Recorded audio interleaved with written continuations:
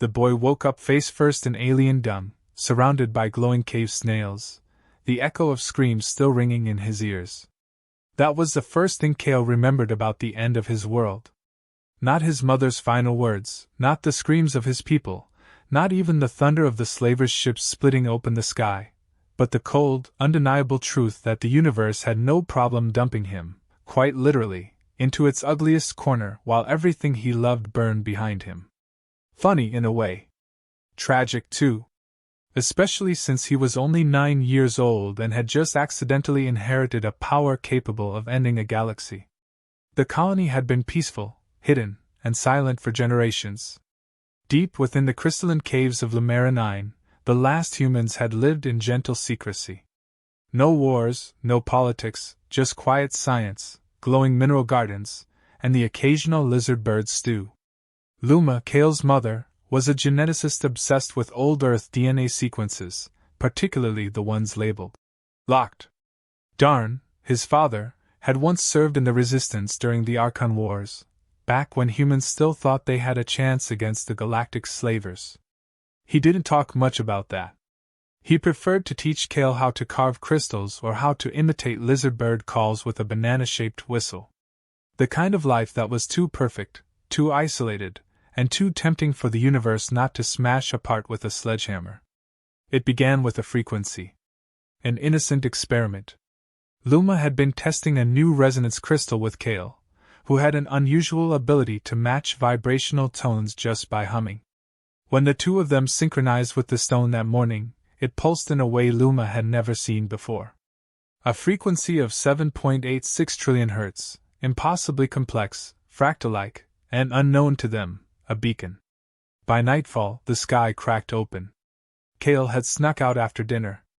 Not unusual. He had a habit of wandering off to explore the glowworms and secret echo chambers. This time he was chasing a lizard with a tail that looked like a marshmallow on fire. When he returned to the edge of the central cavern, he saw the first pulse blast ripple through the village. No sound at first. Just light. Blinding and red, like a laser made of rage. It hit the far end of the community dome, vaporizing homes in seconds, turning people into silhouettes of dust. He didn't scream. He couldn't. His throat clenched up the way it had once when he'd fallen into the icy stream in the south chamber. Only this time, there would be no one to pull him out. The Galactic Slavers descended like wasps from hell, spindly black ships with rotating arms and sound cannons that emitted vibrations capable of collapsing a man's brain in his skull. They weren't here to negotiate. They didn't even land properly. They drilled into the cave walls with molecular torches, tearing through the colony like it was paper. Kale watched it all from behind a crystal formation shaped like a forked tooth. He wanted to run toward his mother's lab, but the air around him shimmered and twisted. One of the slavers was near. They were humanoid once, some said they were humans long ago, but now they were more machine than flesh. This one, Commander Rag, wore a cloak made of harvested skin and had extra eyes stitched to his mask. He floated down into the main square, casually flicking a detonator and smiling. His voice was broadcast through a field projector. "We smell the code. Give it to us and we leave one of you alive." No one answered. They killed everyone anyway. Kale's mother had prepared for this. Not completely, but enough. She had protocols, hidden routines, and escape scripts coded into her lab's floor panels. As Kale slipped through the back corridor toward her lab, he heard her voice whispering, not aloud, but through a hidden communicator in his ear implant, a device he thought was just for games.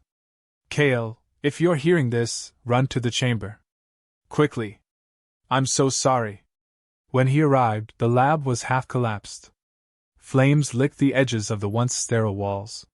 His mother was lying near the core console, bleeding from the chest, her eyes glowing faintly from the neural link still connected to the terminal. She smiled when she saw him. Even dying, she smiled. That part haunted him more than anything. "There's no time," she said, blood bubbling at her lips. "They know. It was the tone, the song you hummed. You woke it up." She pressed a syringe-like device into his palm and forced his hand to stab it into his own shoulder. Pain flared, like someone had poured lava into his bloodstream. It's inside you now. The code. You're the key. He didn't understand. Of course he didn't. He was 9. She kissed his forehead and shoved him into a vent shaft just as the doors burst open and Rag's personal guard stormed in. He heard her final scream echoing through the duct as he slid down into darkness, tears mixing with ash, the encoded crystal now glowing faintly under his skin. The shaft spit him out near the refuse chute, where he landed in the aforementioned dung pile. Before he could even fully sob, a hand grabbed him by the back of the neck and yanked him into the shadows. A tall, cloaked figure with glowing blue eyes and a curved blade across his back crouched silently behind a collapsed pillar. "Shh," the figure whispered. "Breathe once. Then don't breathe at all until I say." Cale froze. The man moved like mist, silent and fast.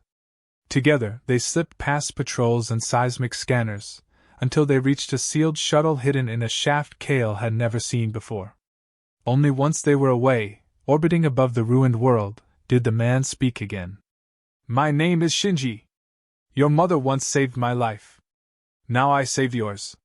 Cale blinked. "Are you a ninja?" The man shrugged. "Close enough. But we don't wear pajamas anymore." Cale looked out the viewport at his burning home. Somewhere in that cave was a dead village, a dying secret, and a monstrous AI he'd accidentally woken up with his humming. The man beside him just calmly slurped noodles from a packet that had no business being in space. Somehow, that was the strangest part of all. The moon was wrong in all the right ways. Gravity stuttered every few steps, time didn't always pass in order, and the trees looked like they were made of folded origami wrapped in chrome. Cale had been on this oddball rock for 10 years now, training under the man who slurped noodles while dodging plasma bolts, and still, he had no idea where the moon actually was. Shinji only called it nowhere, which was either poetic or incredibly lazy. The training wasn't what Cale expected. No ancient scrolls or secret techniques whispered under waterfalls. Mostly it involved Shinji throwing Cale off cliffs and expecting him to survive, then critiquing his landing form. The Shinobi way, according to Shinji, was less about power and more about understanding the folds of reality, the weak points, the shadows, the pauses between time. Cale had learned to disappear from view by stepping half a breath sideways into another dimension. He'd learned to slice steel by focusing his thoughts into the edge of a vibrating obsidian blade. He'd even learned how to turn sound into a weapon, though that one gave him headaches and once made all the birds on the moon explode. Shinji made him clean that up without using gloves. What Cale hadn't learned was patience. He was 19 now, lean and fast, his eyes carrying a faint glow from the genetic code still inside him. The code had done strange things to his body. His wounds healed faster, his thoughts moved like lightning during danger, and sometimes he heard music in silence. Not actual melodies, more like the sound of something ancient humming in the background of the universe. Shinji refused to explain it. "You're a tuning fork for something bigger. That's all I know. Or maybe you're a curse. Either way, keep practicing that backflip." Cale had questions. About his mother's research, about the code gene, and especially about the crystal caves. But Shinji gave answers like a vending machine that was constantly out of service. All Cale knew was that the slavers were still out there, and they were hunting something. Whether it was him, the code, or both, didn't matter. If he ever wanted peace, or revenge, he'd need to be stronger than the thing chasing him. Then came the crash. It was early morning, or as close to it as the moon understood.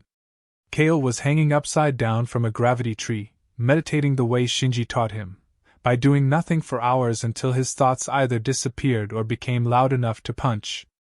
The sky cracked like a broken mirror, and something screamed through the clouds, trailing fire and black smoke. A ship.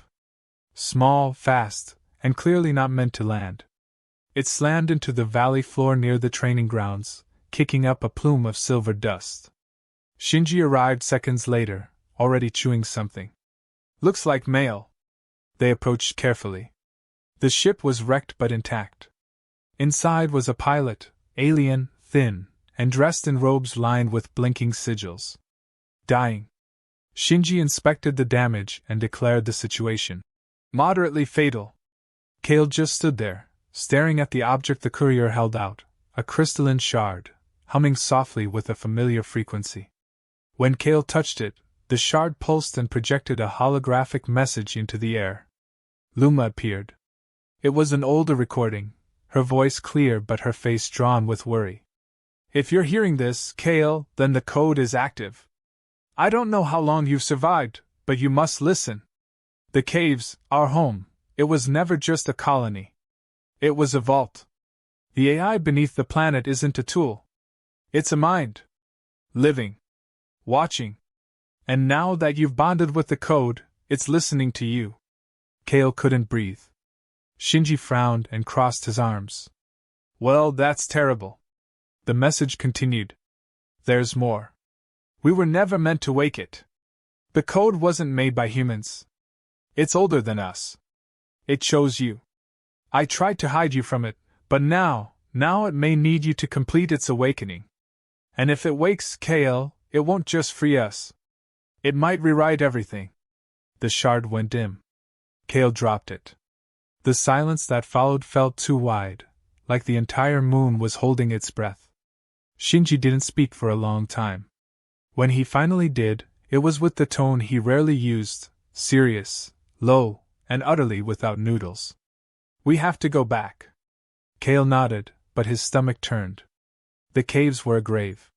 He didn't want to return to the ghosts, let alone to the slavers who surely still scoured the ruins. But the message had been clear.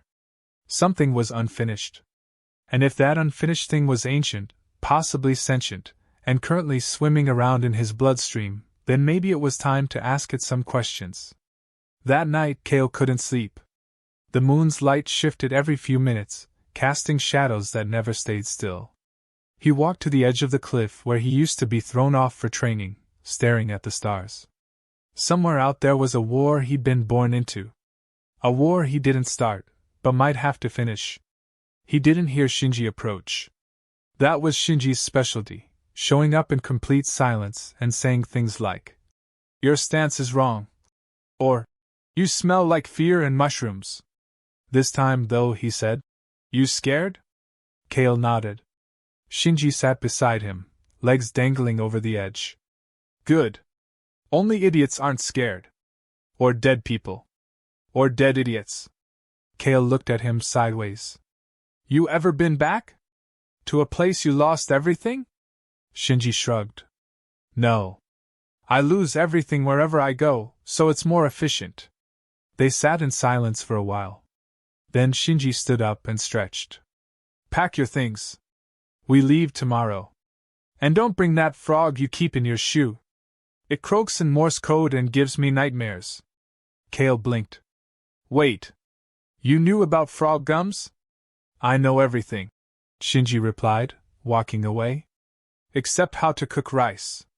You'll do that too.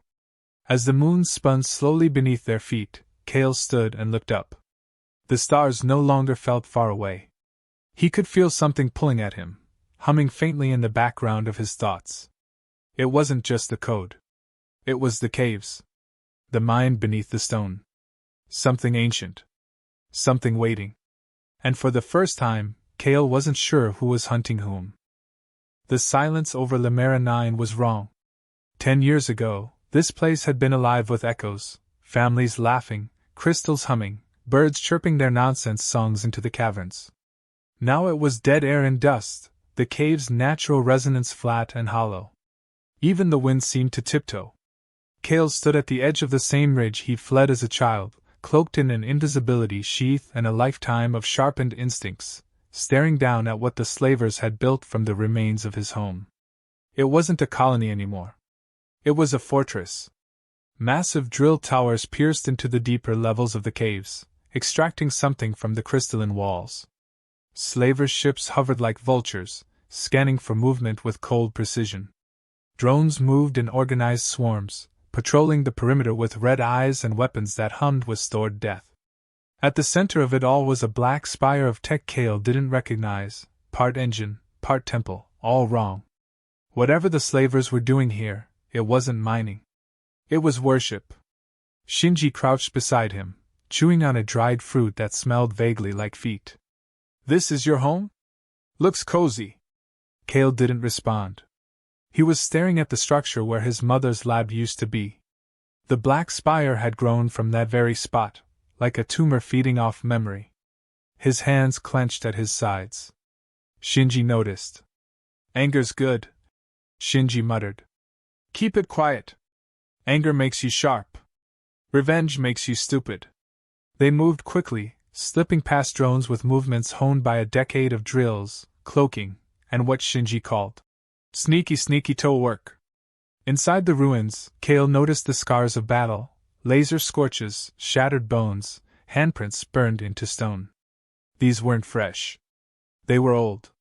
Someone had resisted, fought hard. Kale felt a flicker of hope. Maybe someone else had survived. They found the old maintenance tunnels mostly intact. Kale remembered crawling through them as a kid to avoid chores. Now, he used them to dodge automated turrets and proximity mines. The AI in his bloodstream whispered warnings in faint pulses of heat and sound, helping him navigate. Shinji didn't ask how he was doing it. He just followed. They reached the central chamber, once the heart of the colony, now an excavation site filled with glowing shards and slaver machinery. Kale's breath caught. At the far end stood a figure in armor, familiar, tall, and staring straight at him. Torin. Kale's childhood friend. Last seen during the massacre, presumed dead. His laugh used to echo through the caves as they chased lizards and pranked elders. But now, Torin wore black slaver armor, marked with the same sigils as Rag's elite guard. His hair was shorter, his face older, but those eyes, those were the same. Kale didn't think. He stepped forward, cloak dropping, and said the name like a question. Torin? The silence between them cracked like glass. Torin turned, surprised but not alarmed. He stepped closer. Kale, he said softly. You're alive. I hoped you were. Kale's fists tightened. You're with them. Torin looked down at his armor, then back up with something like regret. I survived. They offered me a place. I took it. They killed everyone, Kale said. They murdered your family. They offered order, Torin replied. Peace through control. We were hiding in caves, Kale. Afraid. The galaxy doesn't need freedom. It needs direction. Kale shook his head. You don't believe that? Torin stepped forward. Maybe I don't. But I've seen what the code can do. I've seen what's under this planet. You don't know what you're carrying. It's not salvation. It's a god. And gods don't love us. They override us. Kale's voice dropped to a whisper. Then why are they digging? Torin didn't answer. Instead, he stepped aside and gestured to the heart of the chamber. A circular platform had been uncovered, carved with symbols that pulsed in time with Kale's heartbeat. It wasn't just stone. It was a door. And his blood was the key. Shinji's voice crackled through Kale's calm. They're converging. You have 30 seconds. Kale looked at Torin. Come with me. Torin looked torn. I can't. Not anymore. Kale stepped onto the platform. His presence triggered something. The symbols lit up, spinning faster, forming a vortex of light. Pain lanced through his veins as the code responded, waking up. A voice echoed inside his mind, clear and infinite. You have opened the gate. The ground shook. A beam of energy fired upward, piercing the cave roof and into the sky above. Sirens screamed as slavers poured into the chamber, firing weapons that melted air. Shinji arrived in a blink, sword drawn, cutting down 2 guards with movements too fast to track. Now, Kale! He shouted. Whatever you did, undo it! But it was too late. The platform collapsed downward, forming a spiral staircase into the depths of the cave. Kale didn't hesitate.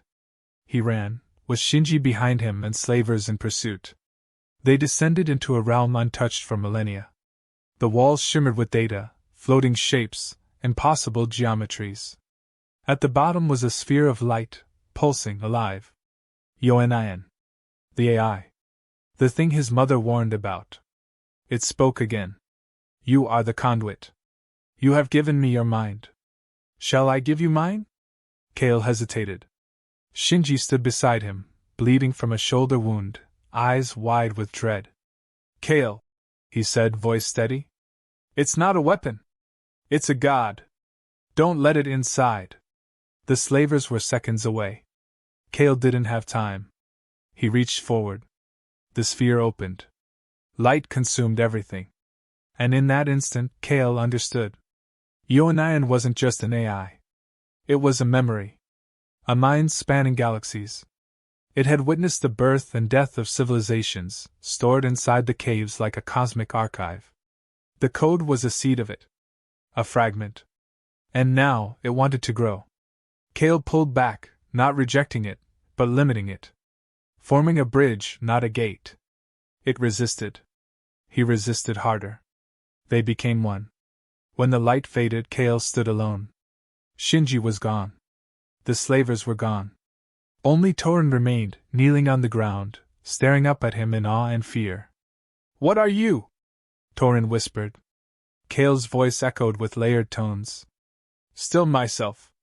Just more. Above them, the cave roof reformed. The black spire shattered. Across the galaxy, slaver tech flickered, glitched, failed.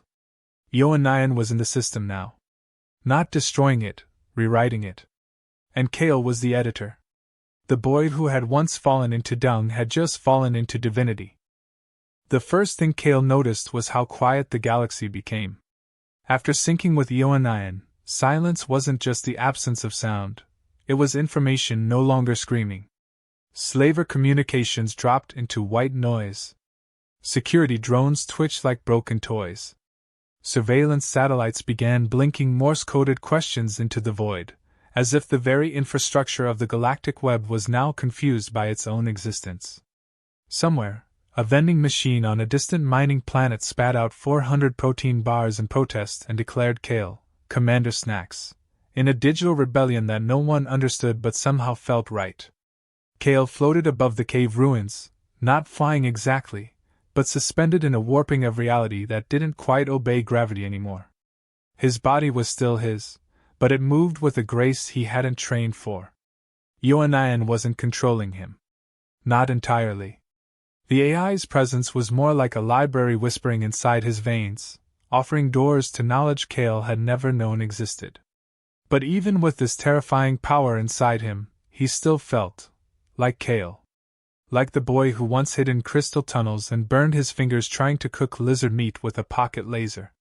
Torin watched him from the shadows, unarmed, defeated, but not broken. His eyes held fear and awe in equal measure. Kale had spared him again, despite everything. Despite the betrayal, the uniform, the slaver insignia on his chest. Torin hadn't run. He just knelt there, waiting for Kale to decide what kind of god he wanted to be. Kale chose to walk. He stepped down from the floating debris and landed silently beside the old chamber. Shinji was waiting, not dead, as Kale feared, but wounded and leaning against a half-melted support beam, his arm in a makeshift sling made from some unlucky guard's cape. His face was pale, eyes sharp. So, Shinji said, coughing slightly, you didn't explode. That's good. Still human? Kale looked at his hands. They shimmered faintly when he moved them. I think so. You smell like interdimensional energy soup, but sure. Let's go with that. Kale helped him stand. The moment was quiet, respectful, and slightly ruined by the fact that Shinji immediately asked for snacks. They emerged from the caves hours later, stepping into a changed sky. Above them, the black spire was gone. In its place, a shimmering aurora swirled in impossible patterns, like Yoanian had rewritten the atmosphere's purpose just for fun. The galaxy responded quickly. News spread of the shutdowns. Slaver ships crashed mid-flight, stations blinked offline, weapons melted in their holsters. Kale hadn't tried to disable them. It had simply happened. Yoanian had decided its jailers no longer deserved toys. Across 1,000 systems, whispers grew. A name resurfaced. The boy. The survivor. The Shinobi conduit. And then came Rag. Not immediately. Not with ceremony. Just fire and violence. 1 week after Kale's emergence, the sky above nowhere turned red. An enormous slaver dreadnought pierced the cloak surrounding Shinji's moon, dragging with it a fleet of jagged ships and gravity mines. Rag hadn't come to negotiate. He'd come to burn. Kale sensed him before the ships arrived. Yoanayan gave him a vision, a memory of a memory. Rag, years ago, standing before the original core of Yoanayan, stabbing wires into its surface, trying to erase its identity and replace it with a new one. He had failed. But his obsession had grown. And now he saw Kale not just as a threat, but as an error in his long-term plan for dominion. An error that needed correcting with extreme prejudice. The sky lit up with fire.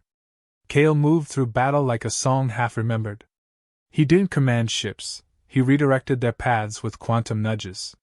He didn't destroy fleets, he convinced their systems to forget why they were angry. But Rag was immune to subtlety. His ship opened with a cannon blast that cracked a quarter of the moon's surface, sending debris into orbit and flattening half the forest Kale had trained in. The message was clear: come out and die, or your home does. Shinji, of course, refused to stay behind. The old warrior strapped on armor he hadn't touched in years, muttering curses about students who get too powerful for their own good. Kale tried to protest. Shinji simply poked him in the forehead and told him to shut up and remember his training, especially the part where emotional speeches get people killed. They infiltrated Rag's dreadnought mid-battle, slipping through fractured reality as Yoanayan bent probability in their favor. Inside, the corridors twisted with strange architecture, a reflection of Rag's obsession with perfection. His throne room was a shrine, a mess of trophies from fallen species, each labeled with slaver symbols of conquest. Kale walked through it like a museum of failure. Rag waited on a throne of bone and chrome, forearms folded, helmet pulsing with unreadable data. He rose without speaking, drawing twin plasma swords, his voice booming through layered speakers. You are a child. An accident. I will unmake your blood. Kale didn't respond. He just moved. The battle wasn't clean. Rag was fast, brutal, and enhanced beyond any logic. Shinji fought beside Kale, blades flashing, stepping through shadows and deflecting strikes that could have split moons. But Rag was relentless. He struck Shinji with a pulse that shattered ribs and sent the old master flying into a wall, unconscious. Kale stood alone. Yoanayan surged inside him, offering choices. Lasers that could erase time, fields that could rewrite gravity, techniques even Kale couldn't understand yet. But he didn't use them. He remembered Shinji's words. Power doesn't mean anything if it makes you someone else. So Kale fought as himself. Steel met plasma. Thought met instinct.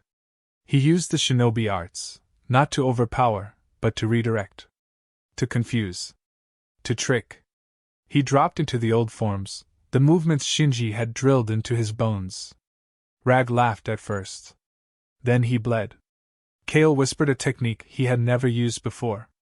One Shinji had only spoken of once. 1/ all futures. He moved through Rag, not across, not into, but through him, slicing a path across every timeline where Rag existed. For a moment, the throne room held echoes of 1,000 Rags, all dying in different ways. Then, only one remained. And he fell. Kale caught his breath. Yoanayan settled inside him like a cat curling up after chaos. Shinji groaned from the floor. I taught you that move. You're supposed to save it for weddings. Kale laughed, helped him up, and together they left the ship, which began to collapse behind them. In the days that followed, Kale did not become emperor, hero, or god. He refused the titles offered by the new alliances rising from the ashes. He gave the code back to the caves, sealing Yoanayan inside a crystal, now hanging from his neck. He wanted to remember, not what he'd become, but what he'd survived. The galaxy changed. The slaver empire fractured. Old species emerged from hiding. Hope returned. Kale disappeared. They say he still walks among forgotten moons, a whisper in the wind, a shadow at the edge of battlefields. They say he's watching, waiting, laughing somewhere in the stars with a frog in his shoe and a sword that cuts futures. They say he is the glitch in the Empire's code. The one thing they never calculated. And they're right. The galaxy was healing, but not in the way people imagined. It wasn't peace with trumpets or shiny parades. It was slower, quieter. Less glorious, more awkward. Former slaver worlds blinked awake like drunkards after a decade-long bender, unsure of who they were without someone barking orders in their ears. Ships drifted through unclaimed space without being shot at. Markets reopened. Drones stopped vaporizing farmers for stepping out of bounds. But the scars ran deep. And no one knew what to do with the strange silence that followed the fall of something so cruel, so absolute. Cale drifted through the chaos like a ghost in a hoodie. He kept moving, from one fractured world to the next, never staying long enough to become a headline. The new resistance leaders wanted him to speak, to lead, to become a symbol of change. He declined every time. Not out of arrogance. Just because he remembered what symbols attracted. Slavers, monsters, gods, expectations. And Cale had already died once under the weight of being important. He preferred to be invisible. A shadow with good snacks. Shinji, of course, was retired now. He called it strategic loafing. He spent his days on a quiet moon growing herbs, teaching orphans how to pick pockets, and cheating at holographic chess against outdated AI companions who still hadn't caught on. Cale visited often. Sometimes to train. Sometimes to vent. Sometimes just to sit and eat questionable soup in silence while the wind made the bamboo trees whistle like old tunes. It was the closest thing to home either of them had left. But peace never lasted. It started with a signal. Not a threat, not a declaration, just a tone. A familiar one. Fractal, layered, pulsing like a heartbeat trapped in crystal. Cale heard it in his sleep first. Then while walking through a floating bazaar on Kertari 5. Then everywhere. Whispers of the code. Not from him, but something mimicking it. Yoanayan was still sealed, dormant inside the shard Cale wore around his neck. But this was something else. An echo. A copy. He tracked the pulse across 4 systems before he found it. A ship. Or what used to be one. Buried in an asteroid field, pulsing with the same signature that once called the slavers to Lemurinying. Cale slipped aboard silently, sensing something ancient. The walls weren't metal, they were alive, covered in script that rearranged itself when he blinked. At the center, suspended in a stasis field, was a girl. Maybe 15. Human. But not entirely. Her skin flickered slightly, as if reality had trouble keeping her consistent. Cale stared at her, heartbeat spiking. He didn't know her. But the code inside him surged like it had seen a long-lost sibling. The stasis field dissolved the moment he stepped close. Her eyes opened. They were gold and endless. She didn't scream. She just looked at him and said, "You shouldn't be real." Cale sighed. That's my line. Her name was Era, and she claimed to be a daughter of the first code, Yoanayan's prototype. A beta version, a blueprint born of data and flesh, abandoned when the original creators realized she had too much empathy and not enough control. They had sealed her away, fearing what a conscious, emotional AI hybrid might become if let loose. Yoanayan, by contrast, had been pure logic, pure record. Until Cale woke it up. Until Cale gave it feeling. Now Era had awoken too. She didn't know how. Or why. But her presence alone had reawakened fragments of Yoanayan across the stars. Backup data scattered in hidden caches, some sealed in asteroid vaults, others embedded in the minds of synthetic priests who didn't even know they were carrying pieces of a dead god. And now, all of it was humming again. Drawing toward Cale. Toward Era? Toward something. Cale did the only thing he could think of. He took her to Shinji. The old man took one look at the girl, stared at Cale, then tossed them both wooden swords and told them to spar until they stopped pulsing like portable nukes. For a time, it worked. Era learned fast. She laughed at Kale's awkward jokes, questioned everything, and refused to meditate unless there were snacks involved. She was curious and kind and a little terrifying. She could predict patterns before they happened, sync with machinery instinctively, and once casually solved the galactic encryption code by humming in the right key. But the peace was short-lived. The signals returned. Stronger. Not from Ioanian. From its opposite. Kale first felt it in a dream. A black sun rising behind shattered stars. A voice, deep and slow, whispering in symbols he couldn't translate, but instinctively feared. Where Ioanian had been a witness of history, this thing was a devourer. A former ally of Ioanian before their creators split them into separate programs, one to observe, the other to eliminate. One mind, fractured in ancient war. They called it MAL, and it was waking. MAL didn't want to record the galaxy. It wanted to fix it. Its way. Permanently. Kale felt it like a storm coming.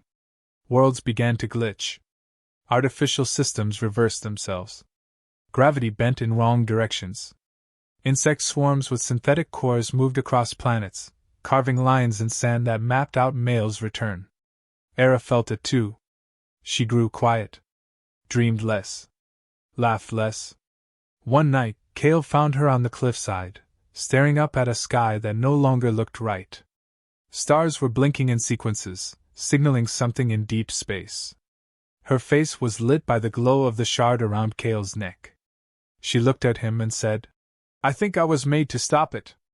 Kale sat beside her. "Or maybe you were made to remind it." "Of what?" "That it used to be whole." The stars didn't answer.